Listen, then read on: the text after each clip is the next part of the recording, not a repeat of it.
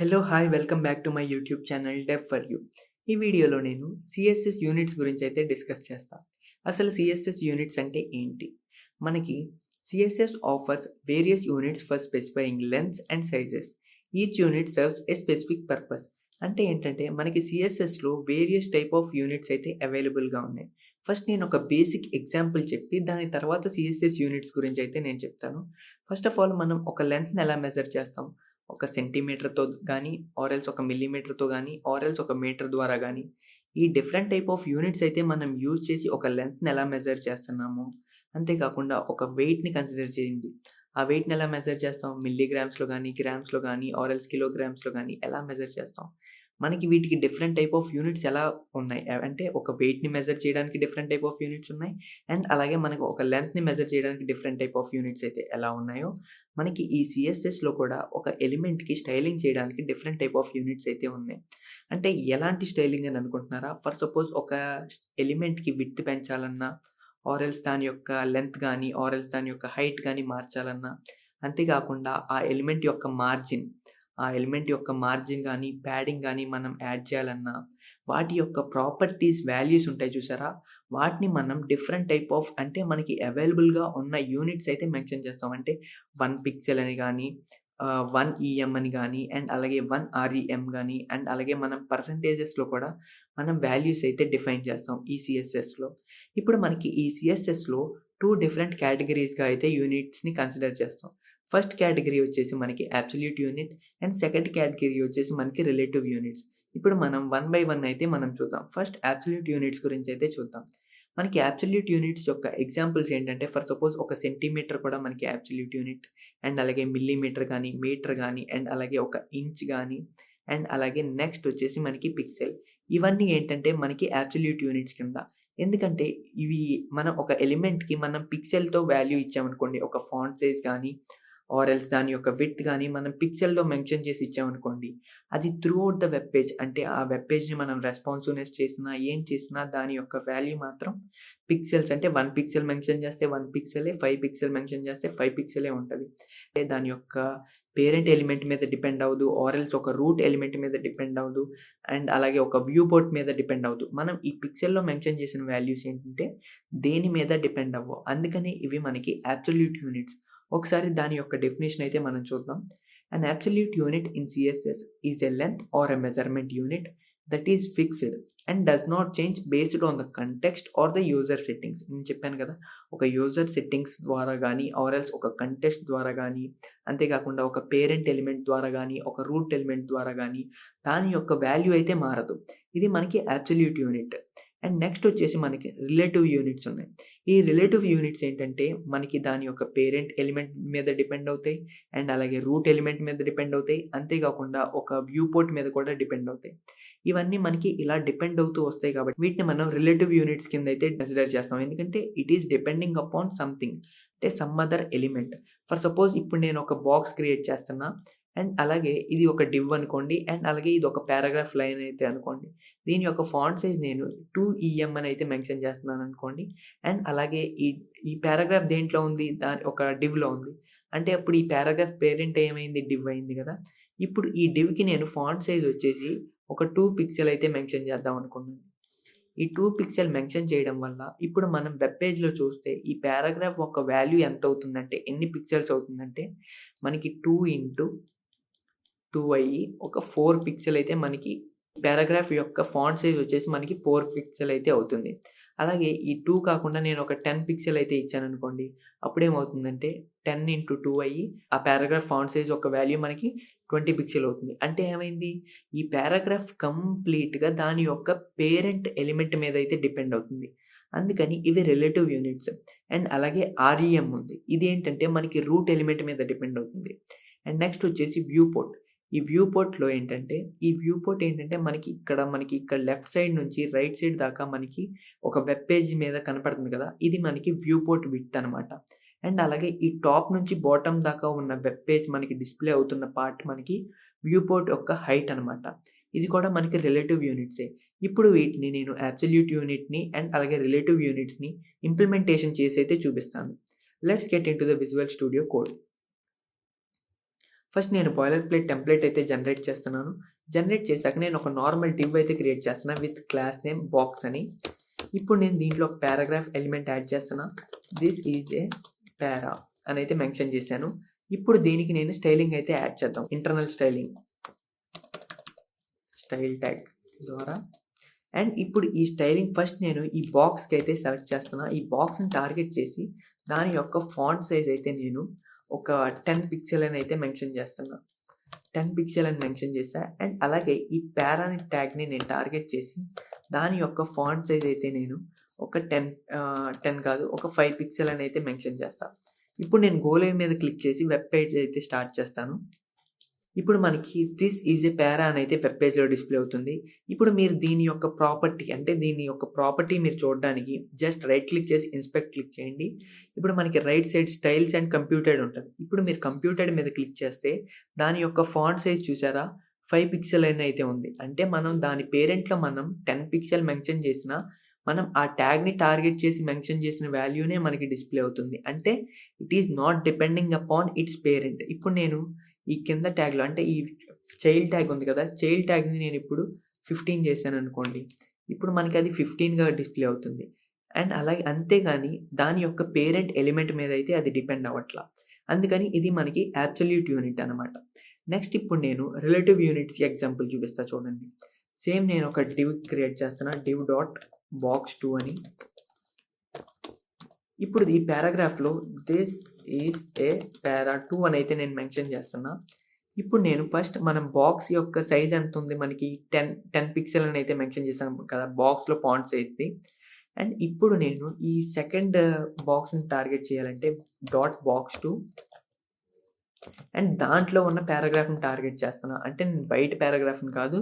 అంటే దాని లోపల ఉన్న అండ్ ఇది కూడా అలాగే మెన్షన్ చేస్తా. ఎందుకంటే డీటెయిల్ ఎక్స్‌ప్లనేషన్ కోసం అని. ఇప్పుడు మనం ఈ బాక్స్‌లో దాని యొక్క ఫాంట్ సైజ్ నేను ఒక 2 EM అని అయితే మెన్షన్ చేస్తున్నా. 2 EM అని మెన్షన్ చేస్తే దాని యొక్క ఫాంట్ సైజ్ ఎంత అవుతదని అనుకుంటున్నారు? ఎంత అవుతదంటే ఇప్పుడు దీనికి మనం 2 EM అని మెన్షన్ చేసాం కదా! 2 ఇంటూ అండ్ ఇట్స్ పేరెంట్. ఈ పేరెంట్ మనం box2కి ఎంత మెన్షన్ చేసాం? ఇప్పుడు సపోజ్ ఇప్పుడు నేను డాట్ box2 అండ్ దీని యొక్క ఫాంట్ సైజ్ అయితే నేను ఒక 10 పిక్సెల్ అని మెన్షన్ చేస్తున్నా. చూడండి ఇప్పుడు దీని యొక్క పేరెంట్‌కి ఎంతుంది? 10 పిక్సెల్ ఉంది కదా! అప్పుడేమవుతుందంటే 2 into 10 that is equal to 20. 20 pixel అయితే మనకి ఈ పారాగ్రాఫ్ ట్యాగ్ యొక్క ఫాంట్ సైజ్ అయితే ఉంటది. చూడండి ఇప్పుడు మనం వెబ్ పేజ్‌కెళ్ళాం. చూడండి దీని యొక్కది ఎలా ఉంది? అండ్ అలాగే మనం సెకండ్ మెన్షన్ చేసింది అంటే మనం రిలేటివ్ యూనిట్ మెన్షన్ చేసింది ఎలా ఉంది? దాని యొక్క ఫాంట్ సైజ్ చూడాలంటే సేమ్ దాని మీద రైట్ క్లిక్ చేయండి. అండ్ అలాగే ఇక్కడ మనకి చూడండి డిస్‌ప్లే అవుతుంది. 2 ఇంటూ నేను 10 అని అయితే మెన్షన్ చేశా కదా! 2 EM మెన్షన్ చేసాం. అండ్ అలాగే మెయిన్ ఫాంట్ దాని పేరెంట్ యొక్క ఫాంట్ సైజ్ వచ్చి మనం 10 పిక్సెల్ మెన్షన్ చేయడంతో 2 ఇంటూ 10 అయ్యి మనకి దాని యొక్క ఫాంట్ సైజ్ అయితే మనకి 20 డిస్‌ప్లే అవుతుంది. ఇప్పుడు మీకు రిలేటివ్ యూనిట్ EM గురించి అయితే అర్థమైందనుకుంటున్నా. EM ఏంటంటే దాని యొక్క పేరెంట్ మీద అంటే the EM unit is relevant to the font size of the elements parent. అంటే దాని యొక్క ఎలిమెంట్ పేరెంట్ యొక్క ఫాంట్ సైజ్‌తో అది రిలేట్ అయ్యి ఉంటది. అండ్ నెక్స్ట్ ఇప్పుడు నేను ఒక REM గురించి అయితే చూపిస్తాను. ఈ REM ఏంటంటే box3 అండ్ దీంట్లో పిక్చర్ దిస్ ఈజ్ ఏ పారా 3 అని అయితే మెన్షన్ చేశాను. దిస్ ఈజ్ ఏ పారా 3 అని మెన్షన్ చేశా. REMని మనం చూడాలంటే మనం రూట్ ఎలిమెంట్ అయితే క్రియేట్ చేయాలి. HTML రూట్ ఎలిమెంట్ అండ్ దీంట్లో మనం ఫాంట్ సైజ్ మెన్షన్ చేద్దాం. ఫాంట్ సైజ్ నేను 16 పిక్సెల్ మెన్షన్ చేస్తున్నా. ఇప్పుడు నేను ఈ box3లో ఉన్న పారాగ్రాఫ్‌ని టార్గెట్ చేస్తున్నా. box3 space paragraph. ఈ పారాగ్రాఫ్‌కి నేను ఇప్పుడు ఫాంట్ సైజ్ యాడ్ చేద్దాం అనుకుంటున్నా. REMలో 2 rem అని మెన్షన్ చేశాననుకోండి. ఇప్పుడు దీని యొక్క ఫాంట్ సైజ్ ఎంత అవుతుంది అనుకుంటున్నారు? ఎంత అవుతుందంటే దాని యొక్క రూట్ ఎలిమెంట్ మనకి ఈ వెబ్ పేజ్ యొక్క రూట్ ఎలిమెంట్ ఏంటి? HTML element. సో, HTMLలో మనం ఎంతని మెన్షన్ చేసాం? ఫాంట్ సైజ్ 16 పిక్సెల్ అని అయితే మెన్షన్ చేసాం. అప్పుడేమవుతుందంటే 16 ఇంటూ మనం 2 మెన్షన్ చేసాం కాబట్టి 2 అంటే ఎంత 32 మనకి 32 పిక్సెల్ అయితే డిస్‌ప్లే అవుతుంది. చూడండి నేను దీన్ని ఫస్ట్ మనం కట్ చేసి నేను సేవ్ చేస్తున్నా. అండ్ అలాగే ఇప్పుడు ఈ వెబ్ పేజ్‌లో మనకి డిస్‌ప్లే అవుతుంది చూడండి. దిస్ ఈజ్ ఏ పారా. ఇప్పుడు నేను దీన్ని ఇన్స్పెక్ట్ చేస్తే చూడండి దాని యొక్క ఫాంట్ సైజ్ వచ్చేసి మనకి 32 పిక్సెల్ అయితే డిస్‌ప్లే అవుతుంది. అంటే అదేమైంది? మనం యూనిట్ వచ్చి ఆర్ఈఎం మెన్షన్ చేసినప్పుడు దాని యొక్క రూట్ ఎలిమెంట్ యొక్క ఫాంట్ సైజ్‌ని కన్సిడర్ చేసుకొని దాని యొక్క చైల్డ్ అయితే డిస్‌ప్లే అవుతుంది. అందుకని మనం వీటిని రిలేటివ్ యూనిట్స్ అని అయితే అంటాం. ఇది దాని పేరెంట్‌ని బేస్ చేసుకొని మారింది. అండ్ అలాగే ఈ ఆర్ఈఎం వచ్చి దాని యొక్క రూట్ ఎలిమెంట్‌ని బేస్ చేసుకొని మారింది. నెక్స్ట్ మనం view port and view width గురించి అయితే చూద్దాం. ఇప్పుడు నార్మల్ బాయిలర్ ప్లేట్ టెంప్లేట్ అయితే యాడ్ చేశాను. సేమ్ నేను ఇప్పుడు ఒక డివ్ క్రియేట్ చేస్తున్నా. div డాట్ బాక్స్ అని. అండ్ ఆ బాక్స్‌లో నేను ఒక పారాగ్రాఫ్ యాడ్ చేస్తున్నా చూడండి. దిస్ ఈజ్ ఏ పారా అని. ఇప్పుడు నేను దీనికి స్టైలింగ్ యాడ్ చేస్తా. ఫస్ట్ మనం ఇంటర్నల్ స్టైలింగ్ స్టైల్ ట్యాగ్స్ అయితే ఓపెనింగ్ అండ్ క్లోజింగ్ మెన్షన్ చేస్తాను. అండ్ అలాగే ఫస్ట్ మనం యూనివర్సల్ సెలెక్టర్ యూజ్ చేసి మార్జిన్ అండ్ ప్యాడింగ్ 0 చేద్దాం. అప్పుడు మీకు క్లియర్‌గా అర్థమవుద్ది. అండ్ అలాగే బాక్స్ సైజింగ్ వచ్చేసి బోర్డర్ బాక్స్ మెన్షన్ చేశాం కదా. ఇప్పుడు నేను డాట్ బాక్స్‌ని సెలెక్ట్ చేస్తున్నా. ఇప్పుడు దీని యొక్క బ్యాక్‌గ్రౌండ్ కలర్ వచ్చి మనకి స్కై బ్లూ అండ్ బార్డర్ ఒక చిన్న బార్డర్ అయితే యాడ్ చేద్దాం. 1 పిక్సెల్ ఆఫ్ సాలిడ్ రెడ్. ఇప్పుడు మనకి ఏం డిస్‌ప్లే అవుతుందో చూడండి వెబ్ పేజ్‌లో. మనకి బ్యాక్‌గ్రౌండ్ కలర్ స్కై బ్లూ ఉంది. అండ్ అలాగే బార్డర్ వచ్చి రెడ్ కలర్‌లో అయితే డిస్‌ప్లే అవుతుంది కదా. ఇప్పుడు నేను చైల్డ్‌కి కూడా యాడ్ చేస్తున్నా. అంటే ఇప్పుడు ఈ చైల్డ్ ట్యాగ్‌ని టార్గెట్ చేస్తున్నా. పారాగ్రాఫ్ ట్యాగ్‌ని టార్గెట్ చేసి అండ్ దాని యొక్క బ్యాక్‌గ్రౌండ్ కలర్ గ్రీన్ అండ్ అలాగే దానికి కూడా ఒక బార్డర్ యాడ్ చేస్తా. Border 1 pixel of solid black. ఇప్పుడు చూడండి మనకి గ్రీన్ కలర్ అయితే డిస్‌ప్లే అవుతుంది చూసారా? ఎందుకంటే పేరెంట్ ఎలిమెంట్‌ని ఈ చైల్డ్ ఎలిమెంట్ ఓవర్‌లాప్ అయితే అవుతుంది. అంటే ఒకదాని పైన అయితే ఒకటి ఉంది. ఇప్పుడు నేను ఇక్కడ విడ్త్ అయితే ఫస్ట్ 100 వీహెచ్ ఇచ్చేస్తున్నా. విడ్త్ 100 వీహెచ్ అని అయితే మెన్షన్ చేశా. అండ్ అలాగే ఇప్పుడు 100 వీహెచ్ ఆఫ్ విడ్త్ అని మెన్షన్ చేస్తే ఏంటంటే వీడబ్ల్యూ విడ్త్‌కి అండ్ హైట్‌కి వచ్చేసి వీహెచ్. ఇప్పుడు 100 విడ్త్ అని మెన్షన్ చేస్తే మనకి ఇక్కడి నుంచి ఇక్కడ దాకా కంప్లీట్ విడ్త్ అయితే కవర్ అవుతుంది. అండ్ అలాగే నేను ఇప్పుడు దీనికి హైట్ కూడా ఇచ్చాననుకోండి. హైట్ చూడండి. హైట్ మెన్షన్ చేస్తాను. 100 వీహెచ్ ఆఫ్ హైట్ అంటే మనకి ఇప్పుడు ఫుల్ వెబ్ పేజ్ అయితే కవర్ అయిపోద్ది. చూడండి మనకి ఫుల్ వెబ్ పేజ్ అయితే పేరెంట్‌లో మనం మెన్షన్ చేసాం చూడండి బ్యాక్‌గ్రౌండ్ కలర్ స్కై బ్లూ అని. అది కంప్లీట్ వెబ్ పేజ్ అయితే మనకి డిస్‌ప్లే అయిపోయింది. ఈ వ్యూ పోర్ట్‌లో వ్యూ విడ్త్ అండ్ వ్యూ హైట్‌ని యూజ్ చేసి కూడా మనం యూనిట్స్ కింద కన్సిడర్ చేసి మనం స్టైలింగ్ అయితే యాడ్ చేయొచ్చు. అంతే కాకుండా ఇప్పుడు దీని యొక్క విడ్త్ వచ్చి నేను ఇప్పుడు 50 వీహెచ్ అని అయితే వీడబ్ల్యూ అని అయితే మెన్షన్ చేస్తున్నా. ఇప్పుడు ఈ విడ్త్ 50 వీడబ్ల్యూ అని మెన్షన్ చేయడం వల్ల హాఫ్ దాకా అయితే మనకు కనపడుతుంది. అంటే ఈ కంప్లీట్ విడ్త్ 100%. ఆ 100%లో హాఫ్ ఎంత 50 కదా. సో మనకి ఇలా హాఫ్‌గా డివైడ్ అయ్యి అయితే డిస్‌ప్లే అవుతుంది. అదే ఈ విధంగా మనం ఫర్ సపోజ్ నేను ఇప్పుడు హైట్ కూడా నేను ఇప్పుడు 50 మెన్షన్ చేశామనుకోండి. 50 వీహెచ్ ఆఫ్ హైట్ అని. ఇప్పుడు అదేమవుతుందంటే half of the web page యొక్క వ్యూ పోర్టే. అంటే ఇక్కడ నుంచి మనకి కనపడే మొత్తం అంతా వ్యూ పోర్ట్ అనమాట. ఆ వ్యూ పోర్ట్‌లో 50% ఎంత? హాఫ్ ఆఫ్ ద వీహెచ్ అనమాట. ఈ విధంగా మనకి 50 వీహెచ్ మెన్షన్ చేసినప్పుడు half of the view port height అయితే మనకి హైలైట్ అయ్యి అయితే డిస్‌ప్లే అవుతుంది. ఈ విధంగా మనం వీహెచ్ అండ్ వీడబ్ల్యూ యూనిట్స్ అయితే మనం యూజ్ చేయొచ్చు. అంటే ఇది దేని మీద డిపెండ్ అవుతుంది? ఈ VH and VW complete view port మీద అయితే డిపెండ్ అవుతుంది. చూడండి ఇక్కడ మనకి ఈఎం పేరెంట్ మీద ఎలా డిపెండ్ అయింది. ఆర్ఈఎం రూట్ ఎలిమెంట్ మీద డిపెండ్ అయింది. అండ్ అలాగే ఈ వీడబ్ల్యూ, వీహెచ్ అనేది మనకి వ్యూ పోర్ట్ మీద అయితే డిపెండ్ అవుతుంది. అంటే ఇది కంప్లీట్ మనకి ఇదంతా ఒక వ్యూ పోర్ట్ అనమాట. అంటే మనకి డిస్‌ప్లే అవుతుందంతా ఒక వ్యూ పోర్ట్. అండ్ నెక్స్ట్ వచ్చి మనం పర్సెంటేజ్ గురించి అయితే చూద్దాం. అంతా అయితే క్లియర్ చేశాను. ఇప్పుడు ఒక బాయిలర్ ప్లేట్ టెంప్లేట్ జనరేట్ చేస్తున్నా. ఇప్పుడు ఒక పారాగ్రాఫ్ ఎలిమెంట్ యాడ్ చేస్తా చూడండి. పారాగ్రాఫ్ ఎలిమెంట్ యాడ్ చేసి దిస్ ఈజ్ ఏ పారా అని అయితే నేను క్లిక్ చేశాను. అండ్ అలాగే దీనికి స్టైలింగ్ యాడ్ చేద్దాం. Style tags.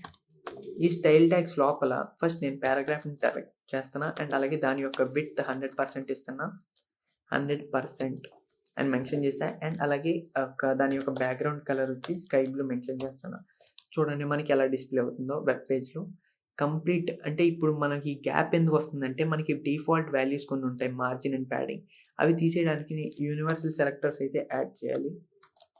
మార్జిన్ 0 అండ్ అలాగే ప్యాడింగ్ 0 అండ్ అలాగే బాక్స్ సైజింగ్ వచ్చి బోర్డర్ బాక్స్. ఇప్పుడు మనకి కంప్లీట్ విడ్త్ అయితే కవర్ అయింది చూసారా? ఇక్కడ నుంచి ఇక్కడ దాకా మనకి కంప్లీట్ 100% అనమాట. ఇప్పుడు నాకు ఈ పారాగ్రాఫ్ 100% వద్దు. నాకు ఒక 25% కావాలనుకున్నాను అనుకోండి. మనకి చూడండి 25% ఆఫ్ ద 100%లో మనకి 25% అయితే డిస్‌ప్లే అవుతుంది. అలాగే మనకి నేను 10% కావాలనుకుంటున్నా. ఈ 10% కావాలనుకుంటే ఇంత డిస్‌ప్లే అయింది. ఏంటి ఇప్పుడు ఇది కంప్లీట్ విడ్త్ కింద. అలా కాకుండా ఇప్పుడు ఇది ఒక పేరెంట్‌లో ఉందనుకుందాం. ఇప్పుడు ఇది చైల్డ్ ట్యాగ్ అనుకోండి. ఇది చైల్డ్ ట్యాగ్ అండ్ అలాగే ఇది పేరెంట్ ట్యాగ్. ఇప్పుడు నేనేం చేస్తున్నానంటే డివ్‌కి విడ్త్ 50% ఇస్తున్నా. డివ్‌కి విడ్త్ వచ్చి నేను 50% అని అయితే మెన్షన్ చేస్తున్నా. అండ్ అలాగే దాని బ్యాక్‌గ్రౌండ్ కలర్ గ్రీన్ మెన్షన్ చేస్తాం. సో, ఇప్పుడేమవుతుందంటే ఈ 50 అంటే ఇప్పుడు మనకి కంప్లీట్ డివ్ యొక్క ఇది ఏంటంటే డివ్ అనేది మనకి ఇన్‌లైన్ బ్లాక్.